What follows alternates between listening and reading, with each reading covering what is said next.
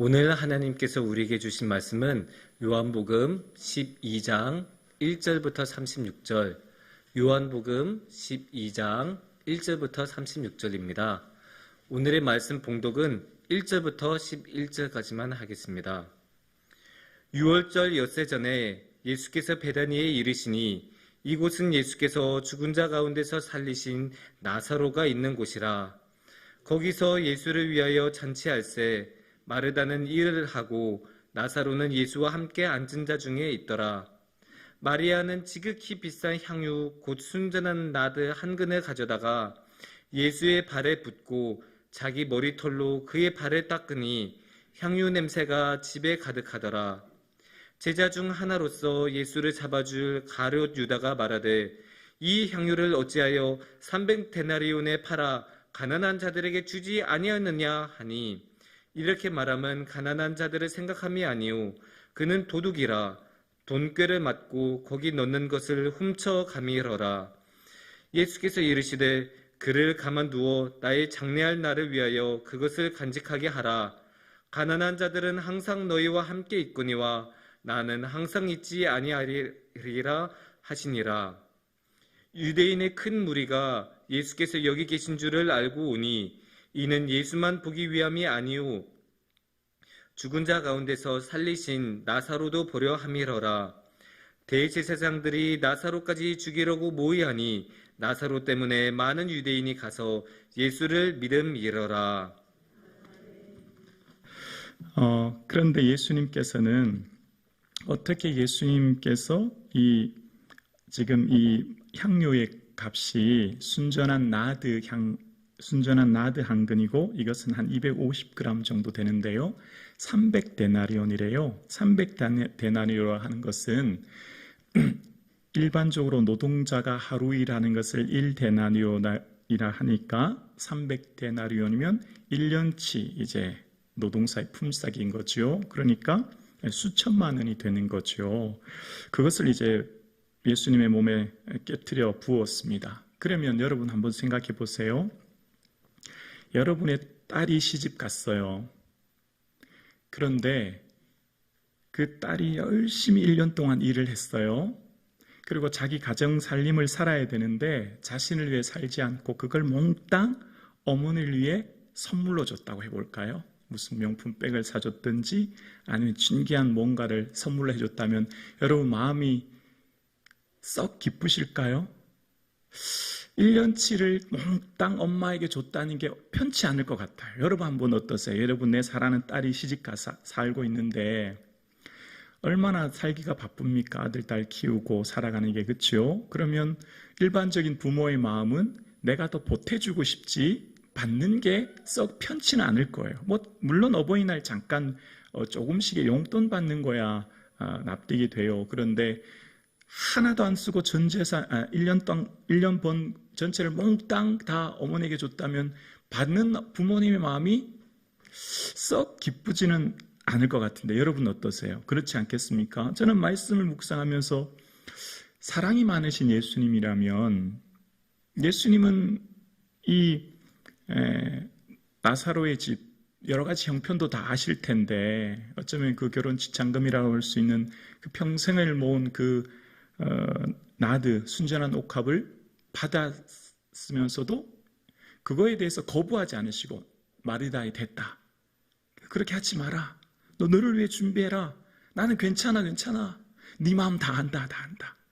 굳이 그렇게 안 깨트려도 돼. 내 네 중심 알아. 라고 얘기하실 것 같은데 예수님은 그렇게 하지 않으시고 오히려 뭐라고 하시냐면 오늘 복음서에는 기록되지 않고 동행 본문인 마태와 마가에 보면 온 천하의 복음을 전할 때 이 여자가 행한 일도 함께 전해서 기억하게 하라.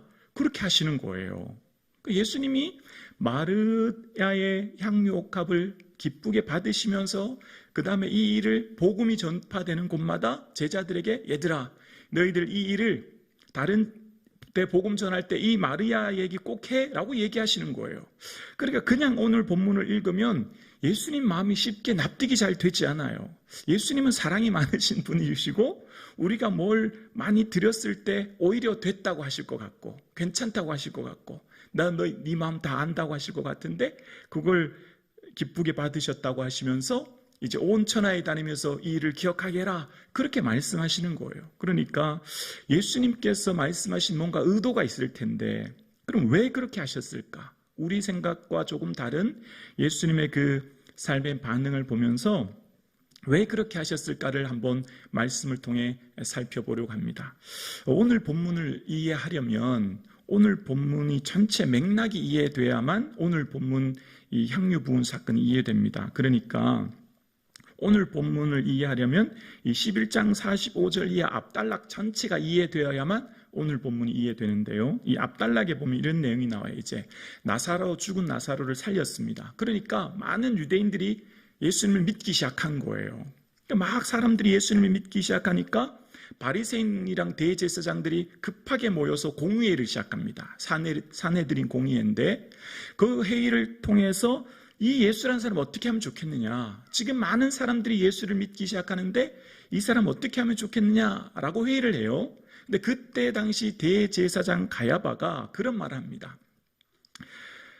한 사람이 죽어서 많은 사람을 살게 하는 것이 그것이 더 유익하다, 그렇게 얘기하면서 한 사람이 백성을 위해서 죽어서 온 민족이 망하지 않는 것이 더 유익하다, 그런 얘기를 하기 시작하는 겁니다. 자, 이게 어떤 맥락으로 이해를 하면 되냐면 지금 이 시대는 로마가 통치하고 있는 시대예요.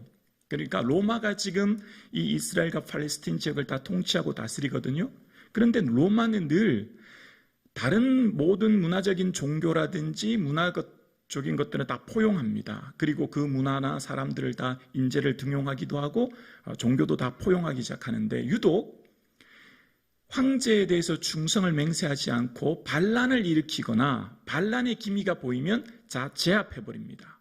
그리고 그 땅 지도자들을 바꿔버립니다. 그 땅을 빼앗아버리죠. 그러니까 지금 대제사장 가야바가 볼 때 이 예수란 사람에게 인기가 너무 많고 특히 예수란 사람을 다 주라고 하면서 쫓아다니는 겁니다. 그러니까 로마가 이 소식을 알았다가는 당장 반란죄로 예수만 붙잡히는 것이 아니라 그것을 잘 관리하고 통치해야 될 우리의 자리까지도 빼앗길 위험한 처지가 되는 거거든요.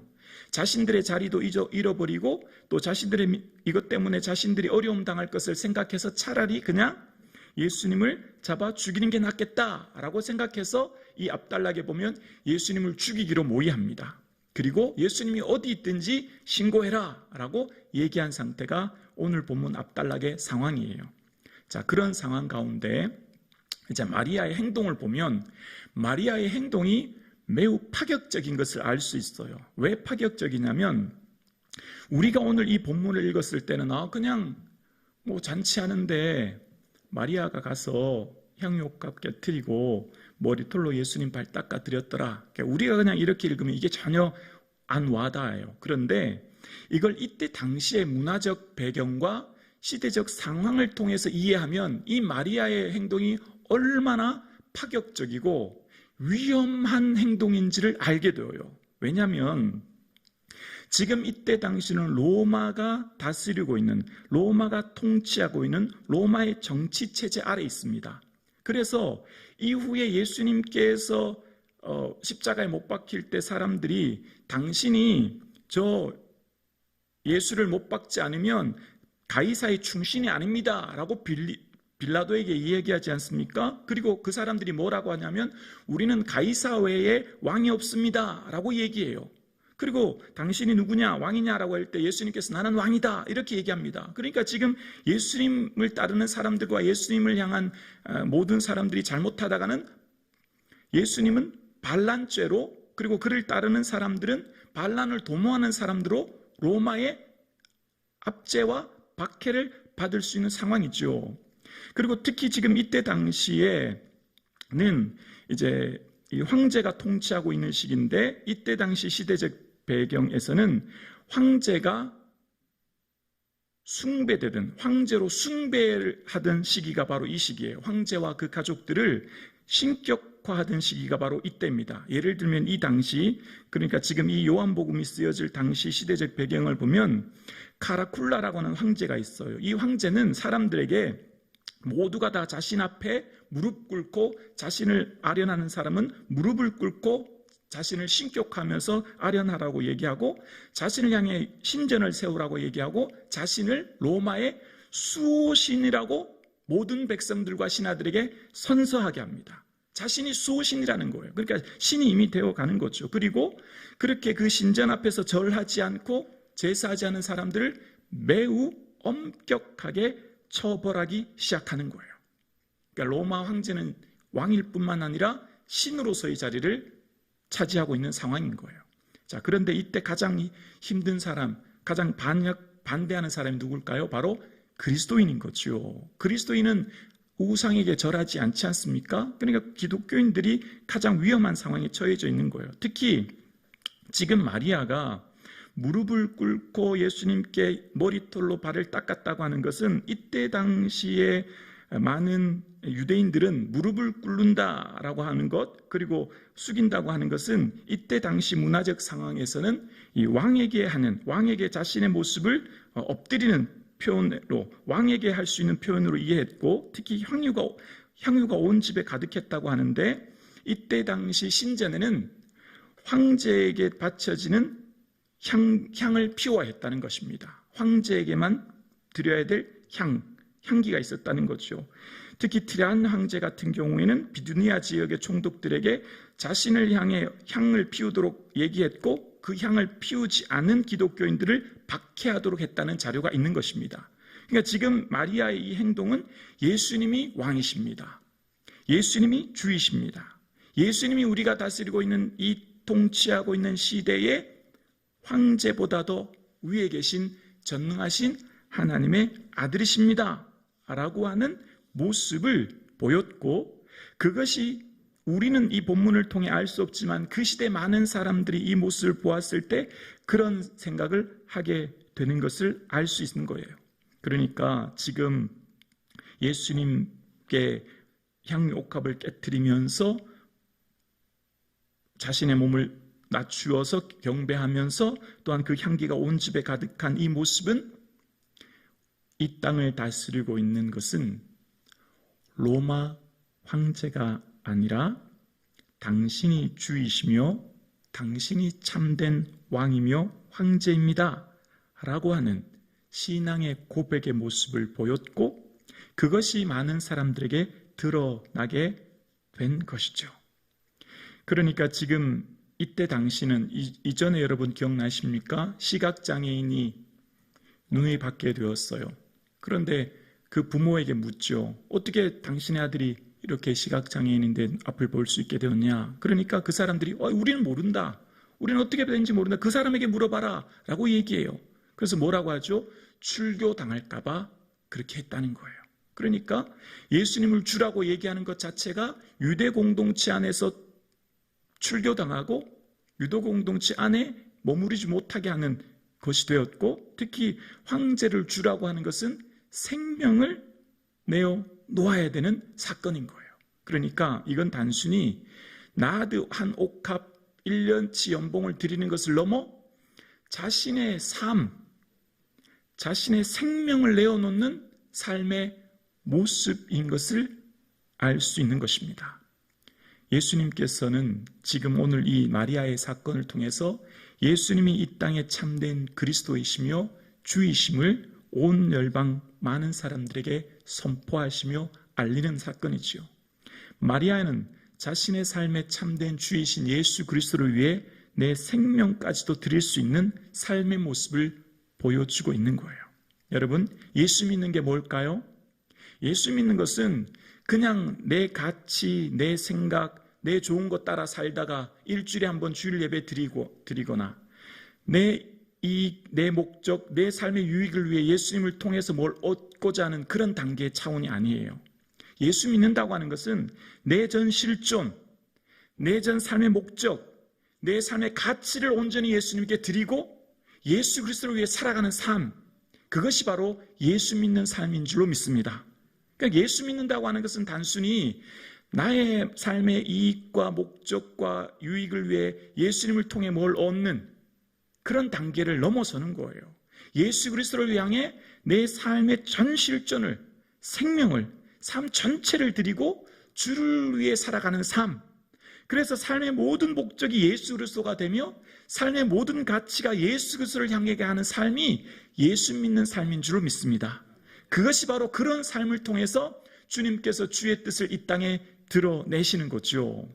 그러니까 우리의 삶 가운데 단순히 나는 예수님을 믿습니다 라고 하는 것은 예수님은 좋은 분, 선한 분, 의로운 분으로만 알고 머리로 지식적으로 깨닫는 단계를 넘어서서 내 전 실존이, 내 전 삶이, 내 전 생명이, 내 전 재산이, 내 모든 시간이 온전히 예수 그리스도에게 드려지는 것, 예수 그리스도를 향해 내 삶 전체를 올인하는 것, 예수 그리스도가 내 삶의 주인인 것을 고백하는 것. 그래서 예수님이 말씀하신 그 말씀에 주인 되신 주의 뜻에 따라 나는 종입니다, 종된 나의 삶을 통해 말씀하시는 것 순종하겠습니다 라고 하는 삶을 살아가는 것이 나는 예수님을 믿습니다 라고 하는 뜻인 줄로 믿습니다. 그러니까 지금 마리아에게 나드 항목합은 아무것도 아니에요. 1년치 연봉료 더 드릴 수 있는 거죠. 내 생명을 드렸는데. 여러분, 예수 믿는 게 뭘까요? 예수 믿는 건 내 전체를 드려도 아깝지 않은 거예요. 왜요? 예수 그리스도께서 날 위해 다 주셨는데요. 예수 그리스도께서 날 위해 당신의 생명을, 영생을 주셨고 영원한 하나님을 주셨기에 그 비밀을 깨닫는다면, 그 은혜를 안다면 이 땅에 주를 위해 드리지 못할 것이 없고 아까운 것이 없게 되는 거지요. 그러니까 여기 포커스는 그냥 1년치 데나리온을 드렸다, 많은 물질을 드렸다를 넘어서는 거예요. 여러분, 물질이 뭡니까? 시간 플러스 에너지 플러스 열정 플러스 모든 것이 담겨져 있는 게 물질이잖아요. 물질에는 우리의 모든 것이 다 집약체잖아요. 한 달 열심히 일해서 애써서 받는 것이 우리의 월급 아니겠습니까? 이것은 정말 삶에 너무너무 소중한 게 물질이에요. 근데 물질을 넘어서서 물질보다 더 귀한 것이 뭐가 있습니까? 우리의 삶에 물질을 드릴 수 있다고 하는 것은요, 물질보다 더 귀한 것이 있다고 하는 것을 믿기 때문이지요. 어떤 사람이 주님께 예물을 드릴 수 있습니까? 물질보다 더 귀한 생명 주신 주를 믿기 때문에. 물질도 주로부터 왔고 내 생명도 주로부터 왔고 자녀도 주로부터 왔고 모든 것이 주로부터 왔음을 믿는 사람만이 물질을 드릴 수 있는 줄로 믿습니다. 물질을 아까워서 못 드려요. 여러분, 11조 아무나 못해요. 11조 아무나 할 수 있는 줄 아세요? 못해요. 아까워서 어떻게 드려요? 어떤 사람이 11조를 드릴 수 있고 예물을 드릴 수 있죠? 내 전 생명이, 내 전 삶이 예수 그리스도로부터 왔음을 믿는 자가 예물을 드릴 수 있는 줄로 믿습니다. 예물보다 더 큰 가치를, 영생을 주신 예수 그리스도를 믿는 자만이 그런 삶을 살 수 있는 거예요. 그러니까 여러분, 예수 믿는다고 하는 것이 얼마나 어려운지 몰라요. 진짜 예수 믿는 게 얼마나 어려운지 몰라요. 단순히 머리로만, 지식으로만, 알므로만 그치는 게 아니에요. 예수 믿는다고 하는 것은 내 전 실존을, 내 전 삶을, 내 전 생명을, 내 전 물질을, 내 모든 걸 드릴 수 있는 것, 그것으로 말미암아 주의 주시는 은혜를 깨닫고 살아가는 것, 그것이 바로 예수 믿는 것이죠. 그래서 예수님께서는 나를 사랑하는 자가 나의 사랑을 입으며 나를 찾는 자가 나를 만날 것이라고 말씀하십니다. 예수님은요, 예수님을 향해 전심으로 주님을 찾고 전심으로 주님을 사랑하고 전심으로 주를 의지하는 자에게 만나주시고 은혜 주시고 은총을 내려주시는 줄로 믿습니다. 우리 주님께서 지금 마리아의 삶에 뭘 드렸죠? 전 생명을, 전 물질을, 전 삶을 예수 그리스도를 향해 드리는 삶. 주님께서는 그것을 통해 보아라, 나는 만군의 주이며 온 만물을 통치하시는 주이다. 너희들을 다스리는 것은 황제가 아니라 바로 나이며 나를 통해 온 만물을 통치할 것이다 라고 하는 것을 열방에 드러내 보여주시면서 이제 예수 그리스도를 기름 붓는 사건이 되는 거예요. 예수 그리스도께서 어느 누구도 기름 붓지 않았어요. 그런데 왕이며 제사장이며 선지자 되신 예수 그리스도를 향해 기름 부으심으로써 예수 그리스도가 참된 메시아이시며 예수 그리스도가 참된 구세의 주심을 이 사건을 통해서 깨닫게 하시고 선포하는 사건이 되는 것입니다. 사랑하는 성도님, 오늘을 사랑하는 저와 여러분의 삶 가운데 믿지 않은 사람, 믿음 없는 사람은요, 허비했다고 얘기해요. 가룟 유다가 그거 아깝게 왜 그렇게 허비하냐, 1년치 연봉이면 수천만 원인데 차라리 가난한 사람 도와주시 한꺼번에 그렇게 뭘 그렇게 낭비하고 허비하냐? 라고 이야기합니다. 믿음 없는 사람에게는 물질 드리는 게 허비로 보이지요. 시간 드리는 게 허비로 보여요. 오늘 이 예배 드리는 게 뭐죠? 우리의 삶을 시간을 드리는 거잖아요.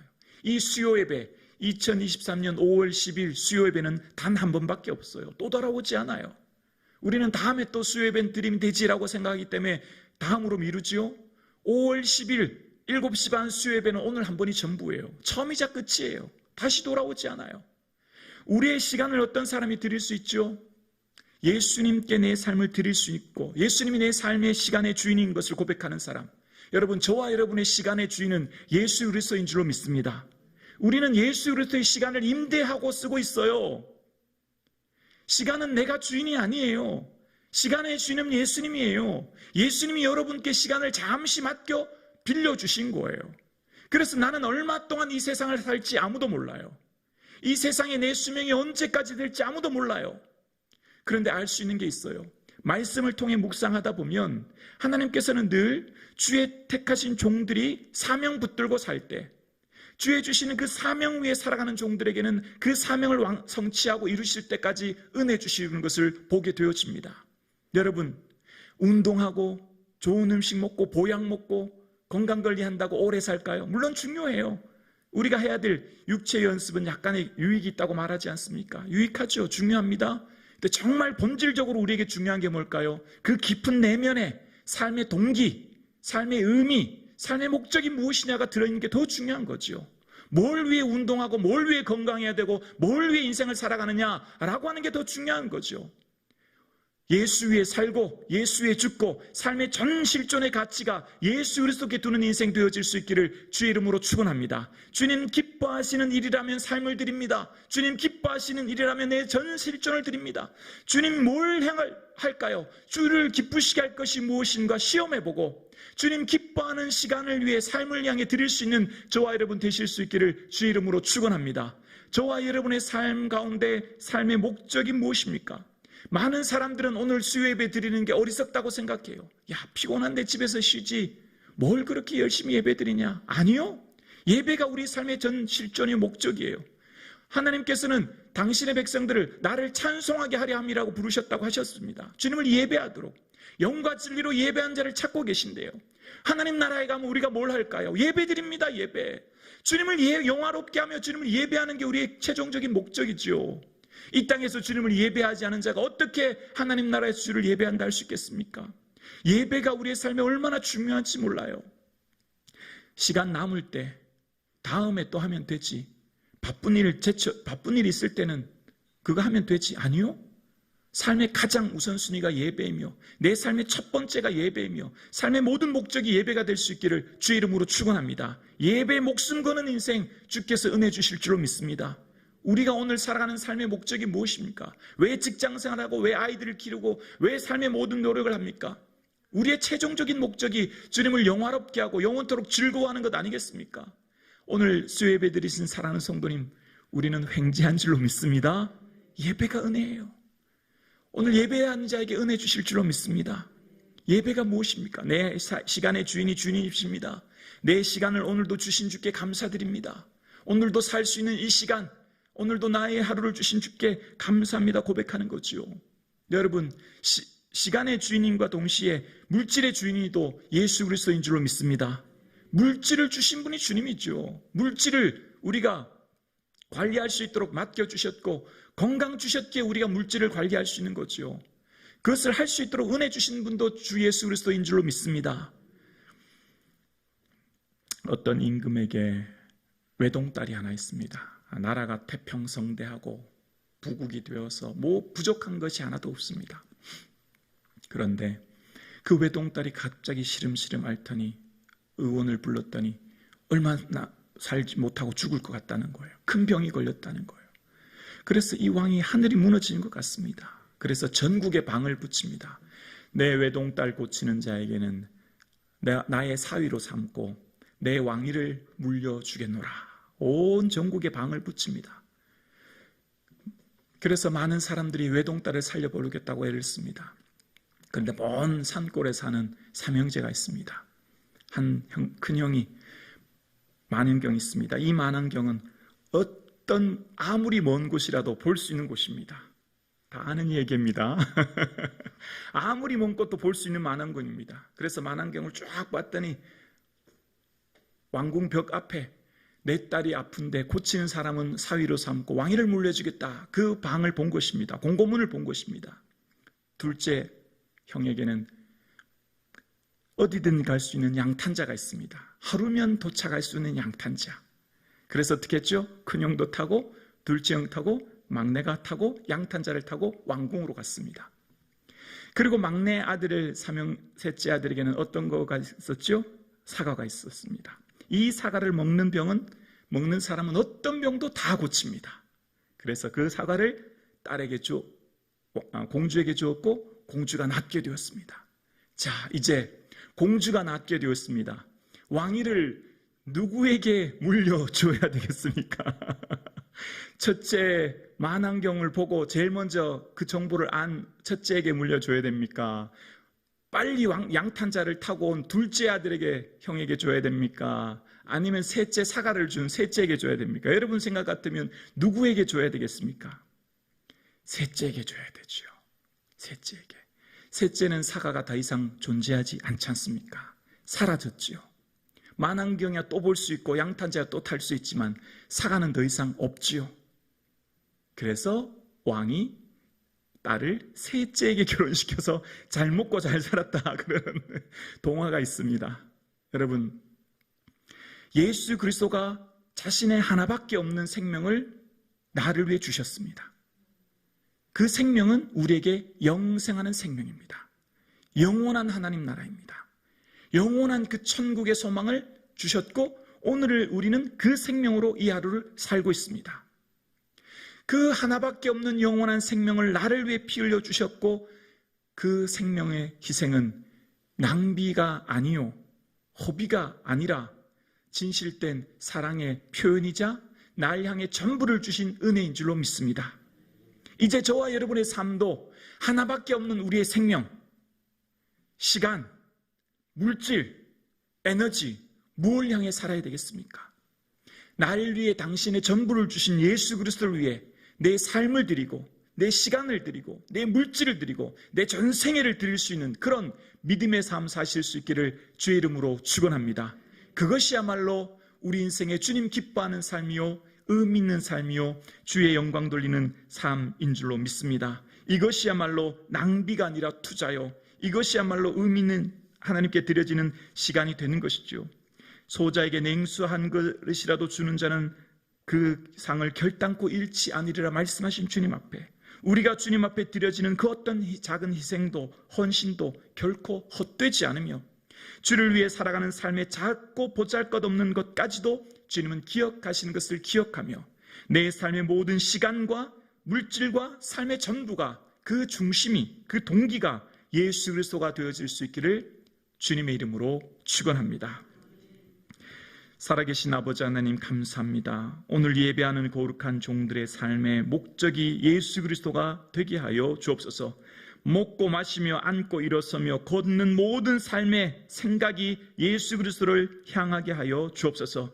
주여 오늘 고개 숙인 거룩한 종들의 삶마다 예수 그리스도의 기쁨, 예수 그리스도의 자랑, 예수 그리스도의 면류관 되는 성도님들 되게 하여 주옵소서. 하나님 나라에서 주님 만났을 때 잘하였다 착하고 충성된 종아 칭찬할 것이 풍성한 우리 온 성도님들 되게 하여 주옵소서. 예수님의 이름으로 기도드리옵나이다. 아멘.